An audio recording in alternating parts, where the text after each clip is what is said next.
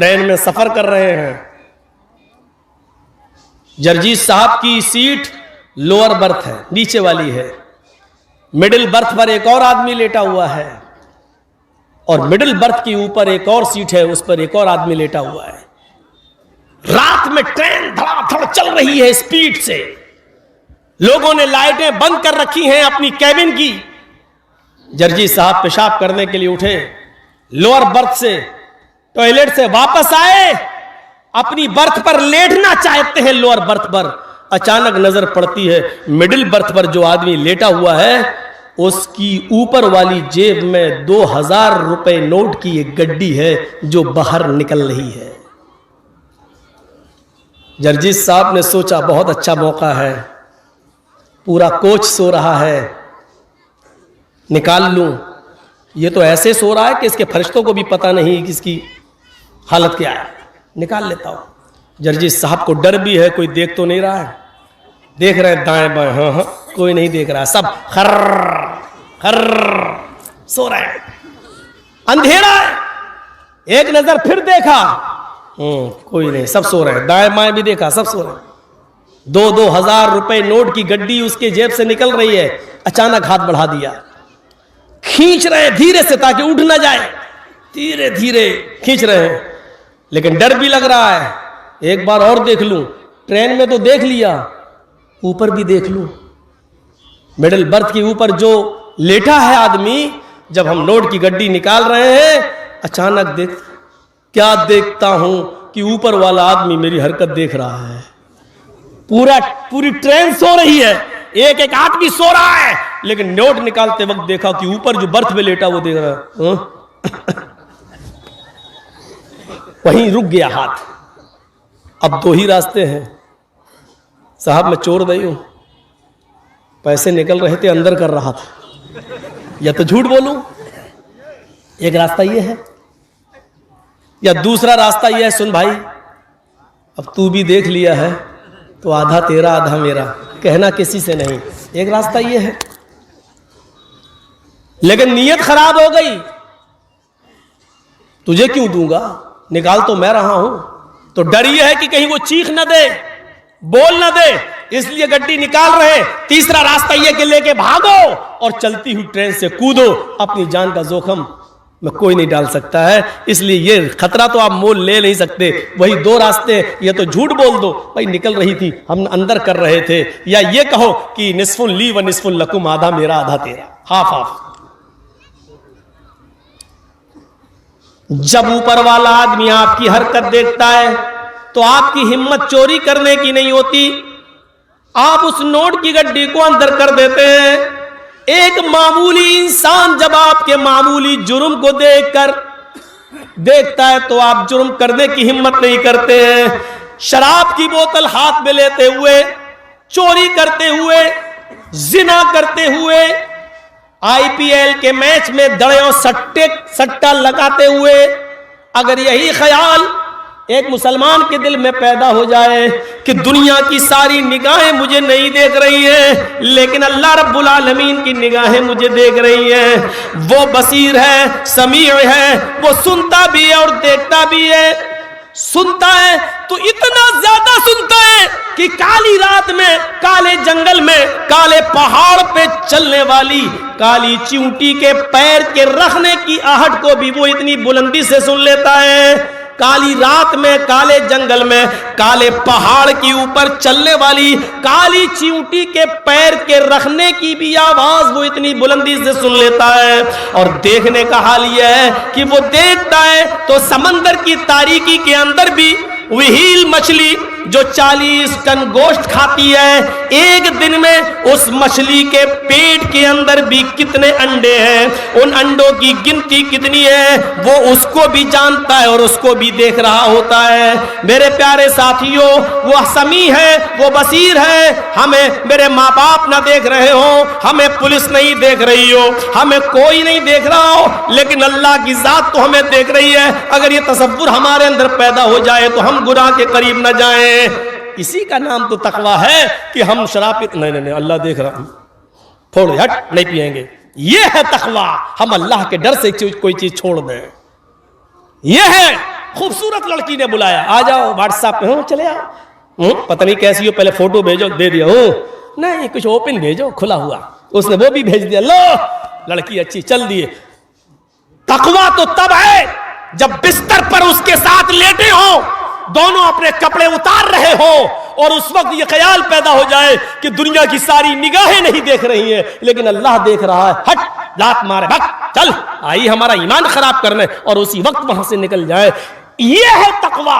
ये है जैसे कौम बनी इसराइल में उस शख्स ने तकवा अख्तियार किया था, और बुखारी शरीफ की उस रिवायत के मुताबिक जो एक चचेरा भाई अपनी चचेरी बहन से प्यार करने लगा था, लेकिन चचेरी बहन को कोई मतलब नहीं था, और जब उसका बाप मर गया तो वो एक दिन भूखमरी की शिकायत लेकर अपने भाई के पास आई और कहती है कि मेरे भाई, तुम्हें तो मालूम है कि मेरे बाप नहीं रहे इस दुनिया में, मेरे शौहर की तबीयत खराब है, बीमार है, बिस्तर पर लेटे हुए हैं, मेरे बच्चे भूखे मर रहे हैं, अगर कुछ मदद कर सकते हो तो करो।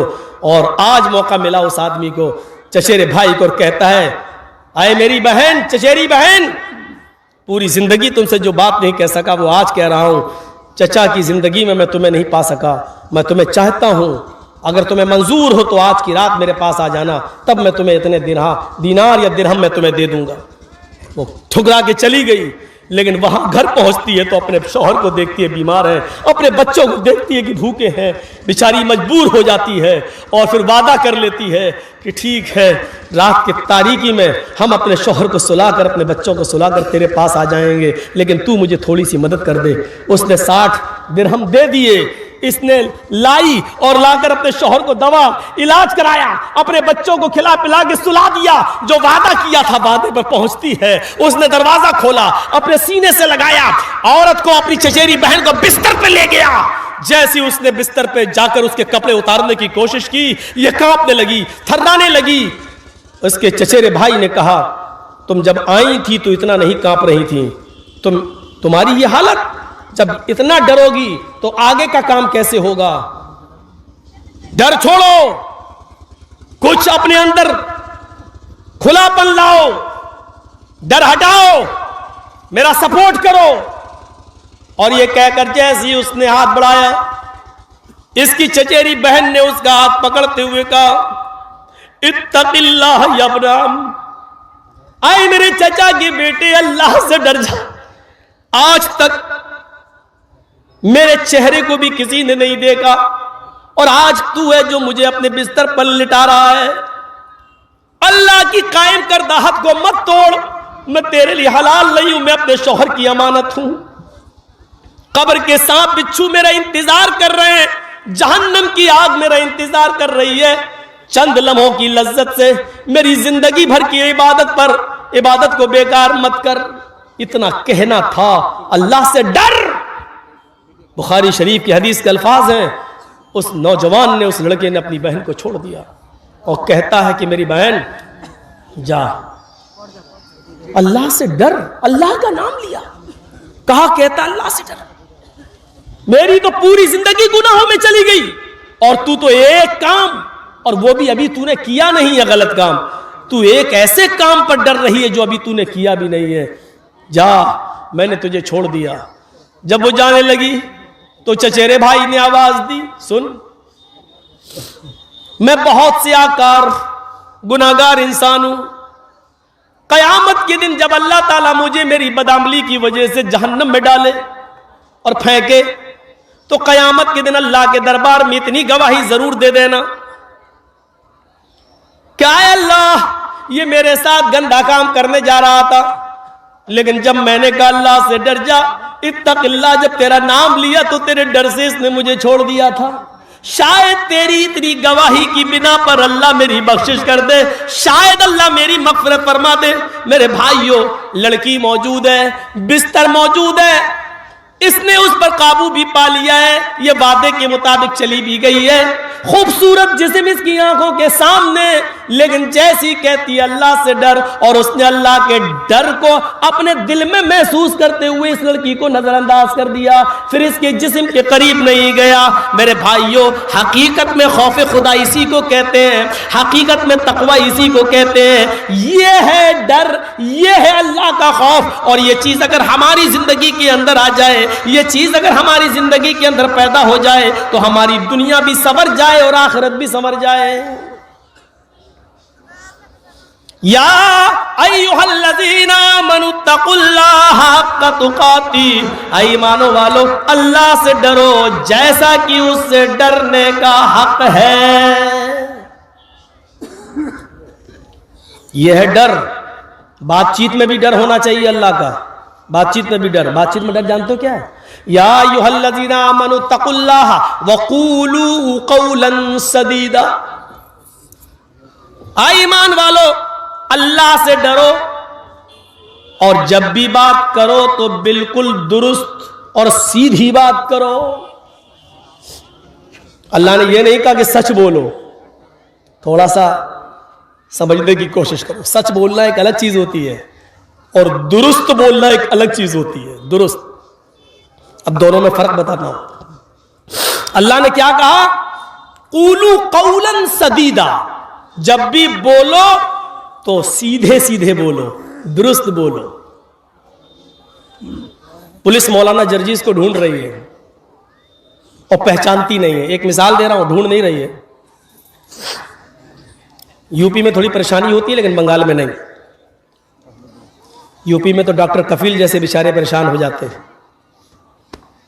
हम भी कभी कभी सलाह दिल में इरादा कर लेते हैं कि अब बंगाल ही में शिफ्ट हो जाऊं, यही महफूज हो। सोचते हूं कभी कभी। कलिया चक के लोग तो कह रहे हैं कि आ जाइए मौलाना यहाँ, हमें बड़ा डर लगता है यूपी में कहीं आपको फंसा ना दे कोई।